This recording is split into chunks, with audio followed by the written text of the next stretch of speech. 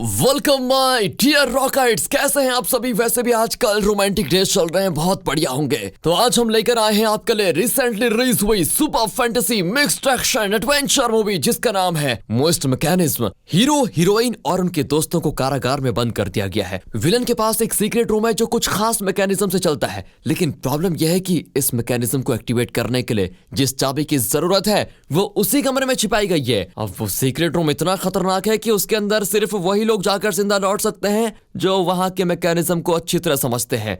ऐसे में विलन को पता चलता है कि हीरो एक निपुण मैकेनिक्स मास्टर है और वो उस कमरे को जरूर कंट्रोल कर सकता है। इसीलिए विलन हीरोइन को बंदी बना लेता है और हीरो को करता है ब्लैकमेल कि अगर तुमने उस खतरनाक कमरे से चाबी निकाल कर नहीं दी तो मैं हीरोइन को मार डालूंगा। फिर क्या हुआ? क्या हीरो ने उस खतरनाक कमरे से चाबी ढूंढ निकाली और क्या वो हीरोइन को बचा पाया? ये सब कुछ बहुत ही इंटरेस्टिंग और मंत्रमुग्ध कर देने वाले विजुअल्स के साथ बेहतरीन सिनेमैटिकली तरीके से दिखाया गया इस मूवी में। इसीलिए बिना एक भी सेकंड स्किप मत करना दोस्तों, और इस वीडियो को अंत तक जरूर देखना। और हाँ, अगर आप चैनल पर नए हो तो सब्सक्राइब जरूर कर दीजिए। तो मूवी की शुरुआत में हीरो लाजर को दिखाते हैं जो एक कारागार में बंद है। वो बताते हैं कि मैं और मेरे दोस्त जुनफू नाम के एक छोटे गांव में आराम से रहते थे। हमारा राजा तो बहुत भला इंसान था, लेकिन उसका मंत्री वो बहुत लालची था। एक दिन उसे एक सीक्रेट रूम के बारे में पता चला जिसके अंदर दुनिया के सबसे खतरनाक मैकेनिज्म से बनाए कई ट्रैप्स थे। वो उन रूम्स को अपने कब्जे में करना चाहता था। उसने राजा को भी अपने जाल में फंसाया कि अगर वो सीक्रेट रूम हमारे कंट्रोल में आ गया तो दुश्मन यहाँ आने की हिम्मत नहीं करेंगे। अगर आ भी गए तो इस रूम में उन्हें फंसाकर मार सकते हैं और आप राजा जी हमेशा के लिए राजा बनकर रहेंगे। ये सुनकर राजा मान गया। फिर क्या था, मंत्री का खतरनाक खेल शुरू हुआ। वो जुम्फू गांव के कई लोगों को उठा लाया। उनमें मेरी होने वाली पत्नी शाहिरा भी थी। शाहिरा को बचाने में यहाँ आया और मेरी तरह कुछ और लोग भी आए। ये कमरा एक मैकेनिकल मशीन की तरह है जिसके अंदर घुसना तो आसान लगता है लेकिन बाहर जाना लगभग नामुमकिन। इस तरह लाजर अपना फ्लैशबैक बताता है। और अब प्रेजेंट में हीरो के साथ कुछ और लोग भी हैं जो उस सीक्रेट रूम में जाने वाले हैं। एक तो है ये आधी अधूरी दाढ़ी वाला जिसकी पीठ पर घास की गुड़िया लटक रही है, इसे हम मांत्रिक कहेंगे। और इस हट्टे कट्टे आदमी का नाम है ओजो। चौथा है ये काली ड्रेस वाला आदमी जिसका नाम है हुडी। पांचवी है ये लड़की जिसका नाम है मैस्की। और छठा है ये आदमी जिसका नाम है टर्बो। अब ये सभी सुरंग के रास्ते से उस सीक्रेट रूम के एंट्रेंस पर आ चुके हैं। अब रॉकर्स, आप इस बात को ध्यान में रखिए कि इन्हें सीक्रेट रूम के अंदर घुसकर उस चाबी को ढूंढना है जिसके जरिए इस रूम के सारे मैकेनिकल ट्रैप्स को कंट्रोल किया जा सकता है, वही चाबी। पर वो चाबी कमरे के अंदर से काम नहीं करेगी, बल्कि इन्हें चाबी लेकर यहाँ से बाहर जाना होगा, तब जाकर वो चाबी काम करेगी।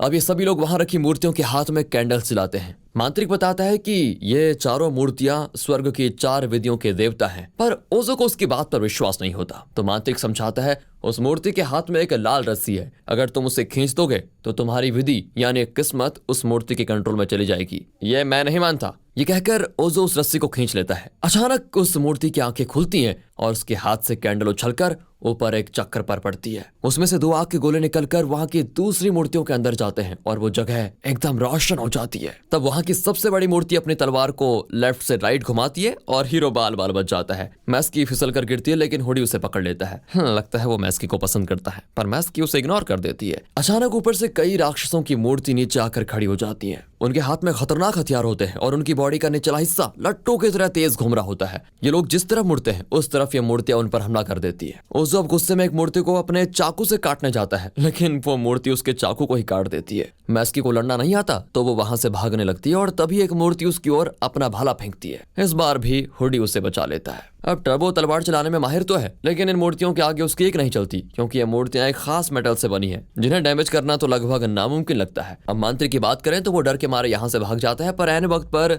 लेजर उसको एक मूर्ति से बचा लेता है। तभी 2 मूर्तियां इनकी ओर तेजी से आती हैं। लेजर वहां से नहीं हिलता क्योंकि वो जान गया था अब तो मौत निश्चित है, इसलिए भागने से कुछ नहीं होने वाला। तो इतने में सीक्रेट रूम का दरवाजा खुलता है और एक छोटी लड़की बाहर भाग कर आती है। अब वो दोनों मूर्तियां इन दोनों को छोड़कर उस लड़की की ओर जाती है। वो एकदम भूत की तरह खड़ी हो जाती है और ये मूर्तियां उसे कुछ नहीं करती। अब लेजर समझ आता है कि ये मूर्तियां अपने आप इन पर अटैक नहीं कर रही हैं, बल्कि इन लोगों के हिलने से फर्श पर जो वाइब्रेशन होता है उसी को सेंस करके ये मूर्तियां इनकी दिशा में आती हैं। अगर ये लोग हिलते नहीं तो वो मूर्तियां चुपचाप खड़ी रहती। और यहाँ मूवी का टाइटल मोस्ट मैकेनिज्म डालकर मूवी आगे बढ़ती है। दोस्तों 4 घंटे पहले का फ्लैशबैक दिखाया जाता है। दरअसल लेजर शाहिरा को बचाने के लिए खुद एक गुलाम बनकर यहाँ पर आया था। उसे पता चला है कि मंत्री ने सिर्फ जुम्फू गांव को ही नहीं बल्कि आसपास के कई गांव के लोगों को अपना गुलाम बना रखा है। अब जब ये लेजर को सुरंग में काम करने के लिए लेकर जा रहे होते हैं तो लेजर सीटी बजा रहा होता है। दरअसल वो कोड लैंग्वेज में कुछ कह रहा होता है जो उसके और शाहिरा के अलावा और किसी को समझ में नहीं आता।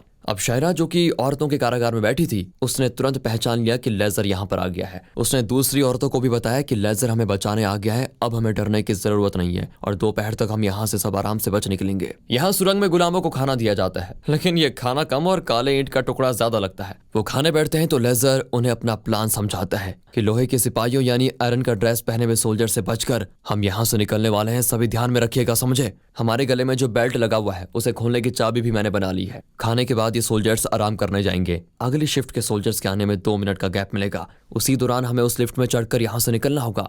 इस प्लान के मुताबिक वो उन 2 मिनटों में वहां से बाहर निकलते हैं और लेजर और टर्बो औरतों के कारागार की ओर जाते हैं। इसी बीच हुडी लेजर की दी हुई चाबी लेकर आता है और मैस्की के गले में लगा हुआ ताला खोल देता है। लेकिन कुछ औरतों के अंदर मंत्री का डर बैठा होता है तो वो आने से इनकार कर देती है। मैस्की और हुडी वहां से बचकर लिफ्ट के पास आ जाते हैं। लेजर पूछता है कि तुम लोग शायरा को क्यों नहीं लेकर आए। हुडी बताता है कि वो तो वहां पर थी नहीं। ओह, अब ये सुनकर लेजर परेशान हो जाता है कि गई कहाँ वो अपने साथियों को बच निकलने के लिए कहता है, पर लेजर और शायरा के बिना वो जाना नहीं चाहते तो सभी फिर इसी कारागार में रहने लगते हैं। शायरा को एक आयरन सोल्जर सेल में बंद करके उसे टॉर्चर कर रहा होता है। अब लेजर उसे बचाने की कोशिश तो करता है लेकिन उसके साथ ही उसे रोक देते हैं क्योंकि अगर मंत्री को शक हुआ कि हम शायरा को बचाने आए हैं तो वो हमें जान से मार देगा। मंत्री शायरा को इसलिए टॉर्चर कर रहा होता है क्योंकि जब लेजर ने सीटी बजाई तो शायरा ने बाकी औरतों को बता दिया था कि लेजर हमें बचाने आया है, पर इन औरतों के बीच एक बूढ़ी थी जिसने ये बात मंत्री को बता दी। बूढ़ी को लगा कि अगर वो मंत्री को खबर देगी तो वो खुश होकर बूढ़ी को आजाद कर देगा, पर मंत्री ने उल्टा बूढ़ी को मार ही डाला और जो शिकायत करने। अब सुरंग में काम करने के दौरान लेजर गुस्से में मंत्री को घूरने लगता है और तब मंत्री समझ जाता है कि यही है वो शाहिरा का प्रेमी। वो लेजर को बुलाकर कहता है कि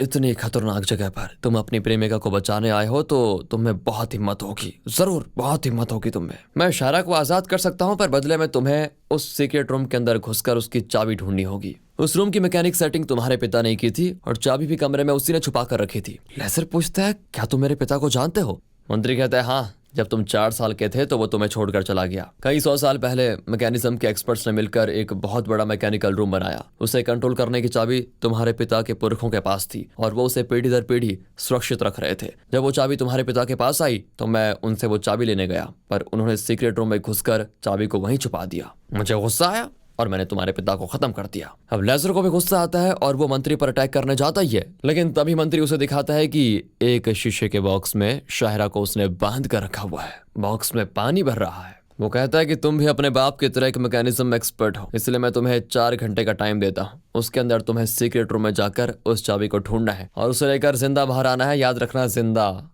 और अगर तुमने ये कर दिया तो मैं तुम्हें, तुम्हारी प्रेमिका और तुम्हारे बाकी साथियों को आराम से छोड़ दूंगा, कुछ नहीं चाहिए मुझे। शायरा अंदर से चिल्लाती है कि मत सुनो उसकी बात, वो झूठ कह रहा है, उस रूम के अंदर जाओगे तो मारे जाओगे। लेकिन अब लेजर किसी भी तरह शायरा को बचाना चाहता है और मंत्री की शर्त मान लेता है। उसके दोस्त कहते हैं कि भाई हम तुम्हें अकेले नहीं जाने देंगे, हम भी तुम्हारे साथ चलते हैं। पर एक दोस्त जिसका नाम जैरोब है वो कहता है कि शायरा की सुरक्षा के लिए मैं यहीं रुकना चाहता हूँ। यहाँ तक का फ्लैशबैक दिखाकर अब कहानी आती है प्रेजेंट में। अब लेजर और उसके दोस्त उस सीक्रेट रूम के एंट्रेंस पर मैकेनिक मूर्तियों के सामने खड़े होते हैं। अब लेजर को पता चल गया था कि मूवमेंट से ही मूर्तियां चलती हैं। वो अपना बैग फर्श पर फेंकता है लेकिन तब मूर्तियां नहीं हिलती। वो कहता है कि फर्श पर इंसान की बॉडी के वेट से जो प्रेशर पड़ता है उसी से मूर्ति एक्टिवेट होती है। बैग हल्का था इसलिए वो एक्टिवेट नहीं हुए। अब इन्हें किसी तरह कमरे के अंदर जाना है लेकिन बिना हिले डुले ये होगा कैसे, आइए देखते हैं। तब ओजो उस छोटी लड़की से पूछता है कि बेटी तुम अंदर कैसे गई। फिर वो अपना फ्लैशबैक बताती है कि मैं भी अपने गाँव वालों के साथ यहाँ लाई गई थी, हमें भी सीक्रेट रूम से चाबी निकालने ही भेजा गया था, पर हर तरफ कोई ना कोई ट्रैप था।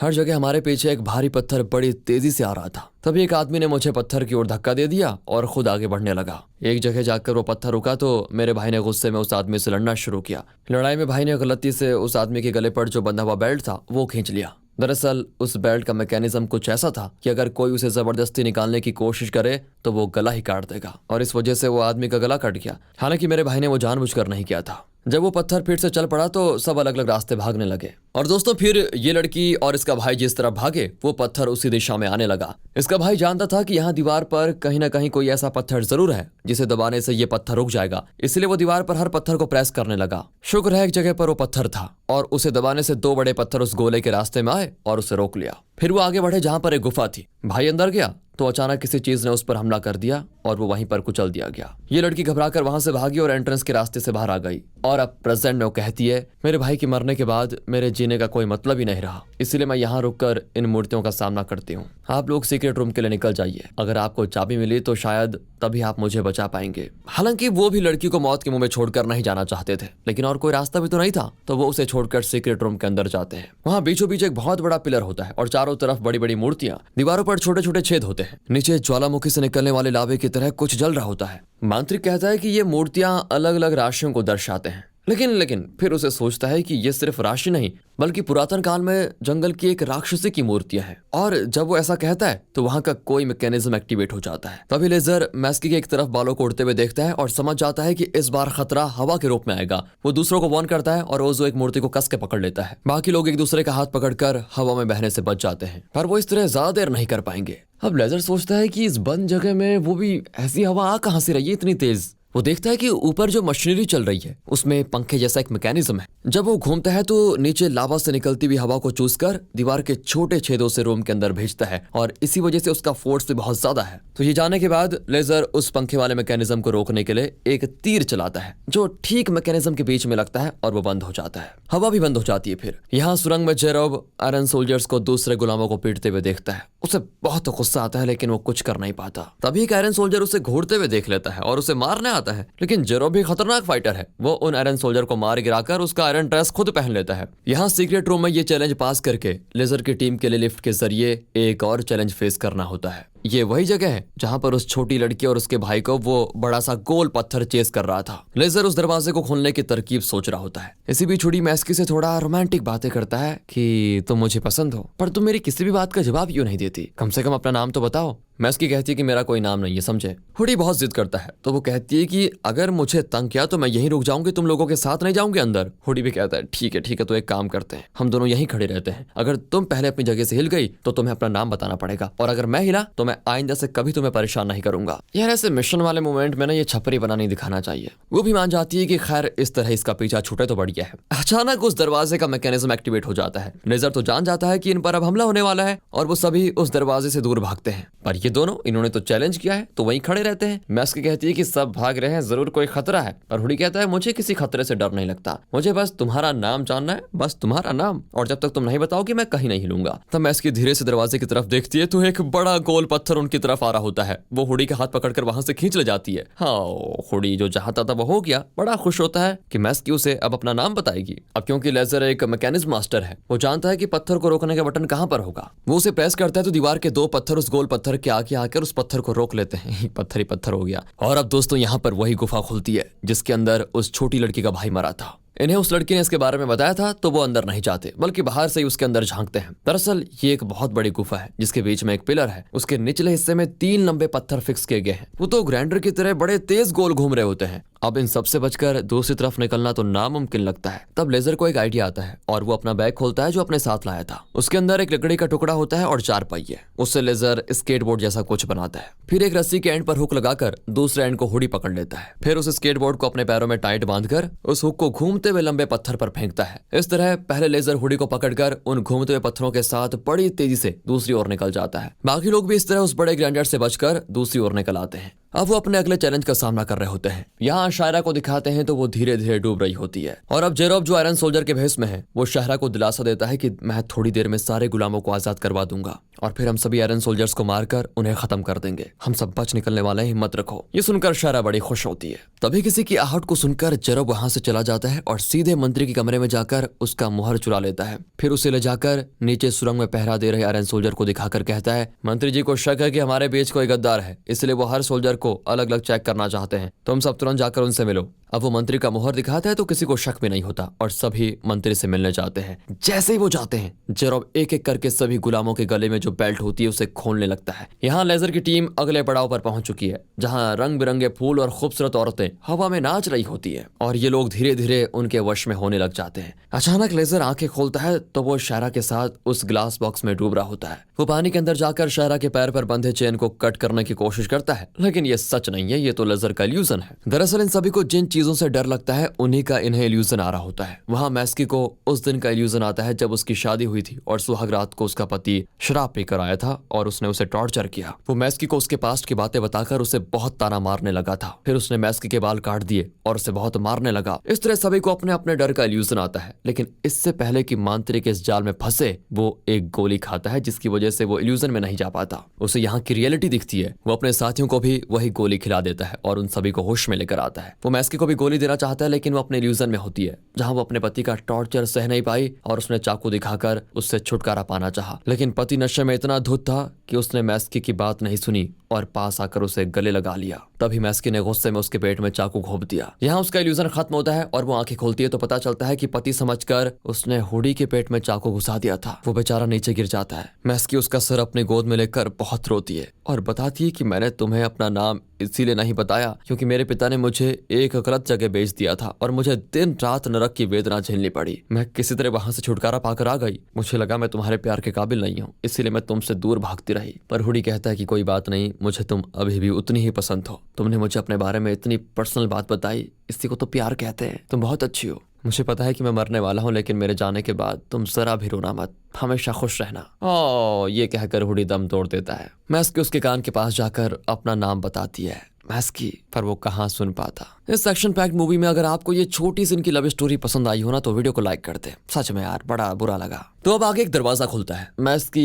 हुडी के शरीर को यहाँ छोड़कर तो जाना नहीं चाहती, तो उसे अपनी पीठ पर उठा लेती है। उस दरवाजे से वो बाहर निकलते हैं तो चौंक जाते हैं। वो अगले पड़ाव पर नहीं पहुंचते बल्कि फिर उसी जगह पर पहुंच जाते हैं जहां वो मैकेनिज्म मूर्तियां शुरुआत में इन पर अटैक कर रही थी, पर इस बार कोई नहीं हिलता तो मूर्तियां भी उन पर अटैक नहीं करती। अब यहाँ पर लेजर एक और बात नोटिस करता है कि ये मूर्तियां सिर्फ हमारे मूवमेंट से नहीं चलती, बल्कि मूर्तियों के सर पर वो दिख रहा है, वो वायर बंधा हुआ है जो इन्हें कंट्रोल कर रहा है। ये जानकर ओजो अपना बड़ा चाकू फेंककर उन वायर्स को कट कर लेता है। इस वजह से मूर्तियां हिलती नहीं। अब लेजर बताता है कि जब हम पहले यहाँ आए थे तो ये एंट्रेंस था, लेकिन ये पूरा बिल्डिंग ही एक मैकेनिज्म है, यानी चाबी वाला रूम अपनी पोजीशन बदलता रहता है। ये क्या मुश्किल हो गई। यहाँ कुल मिलाकर 54 रूम्स हैं और हम सारे रूम्स चेक कर चुके हैं। सिर्फ एक रूम रह गया है जो बिल्डिंग के निचले हिस्से में है। अब वो उस रूम में जाते हैं जहाँ बड़े बड़े रैक्स होते हैं। वो हर रैक को देखते हैं। एक रैक में टर्बो एक बड़ी अजीब चीज देखता है और वो समझ जाता है कि यही वो चाबी है जिसकी इन्हें तलाश थी। वो तुरंत उस चाबी को उठाता है। ओह, तो एक और ट्रैप एक्टिवेट हो जाता है और ऊपर रखी हुई मूर्तियों से कई सारे तीर इनकी ओर आते हैं। सभी मिलकर बीच में एक रैक के अंदर छिप जाते हैं जहां से तीर नहीं आ सकते।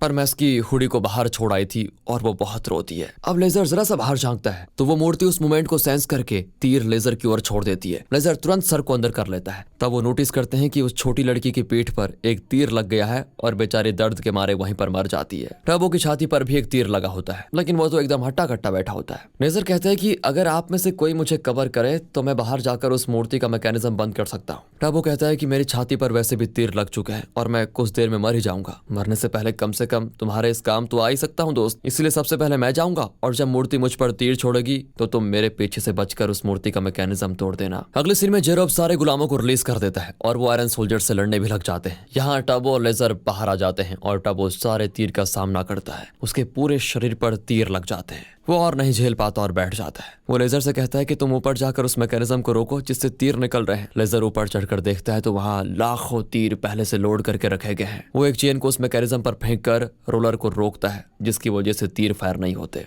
इस मूवी के मैकेनिकल ट्रैप्स और शानदार मूर्तियों के स्पेशल इफेक्ट्स आपको कैसा लगा ये भी कमेंट में बताना। दूसरी ओर जेरोब शाहरा को बचाने जाता है, लेकिन तभी एक आयरन सोल्जर उसके पीठ पर चाकू मार देता है। पर इस हालत में भी वो शाहरा को बचाना नहीं छोड़ता, उसे बचाना चाहता है वो। तभी लेजर वहां पर आ जाता है और कहता है मैंने सीक्रेट रूम की चाबी ढूंढ ली है। जेरोब कहता है कि अच्छा किया, अब गुलामों को तुम ही बचा सकते हो, और ये कहकर वो भी दम तोड़ देता है। फिर लेजर आयरन सोल्जर से लड़कर शाहरा को उस ग्लास बॉक्स से निकाल लेता है। वहां मैस्की, मांत्रिक और ओजो सब मिलकर आयरन सोल्जर से लड़ रहे होते हैं। पर इतने में मंत्री वहां आकर सभी को मारने लगता है। उसका हाथ जैसे हाथ नहीं लोहा है। वो मैस्की को खत्म करने करने जाता है, लेकिन तभी पीछे से एक तेज रोशनी आती है। दरअसल जिन मूर्तियों का वायर इन लोगों ने कट किया था, उन्हीं में से एक मूर्ति को वायर्स के जरिए कंट्रोल करके लेजर ऊपर सवार होकर आता है। वो सीधे मंत्री के पास आता है और वायर के कंट्रोल से उस मूर्ति को एक्टिवेट करता है। मूर्ति अपने भारी भाले से मंत्री पर हमला कर देती है और वो उस मूर्ति के नीचे फंस जाता है। लेजर कहता है, तुम भले ही मुझसे ताकतवर हो, लेकिन मैकेनिज्म के मामले में मैं तुम्हारा बाप हूँ। ये लो सीक्रेट रूम की चाबी। और ये कहकर मंत्री को चाबी देता है और गुलामों से कहता है कि आज से हम सब आजाद हैं। ये मंत्री उस सीक्रेट रूम पर राज करना चाहता था ना, तो उसे करने दो राज। हम सब बाहर चलते हैं और अंदर आने का रास्ता भी बंद कर देते हैं। सभी बाहर चले जाते हैं और जिस मंत्री ने अपने लोगों पे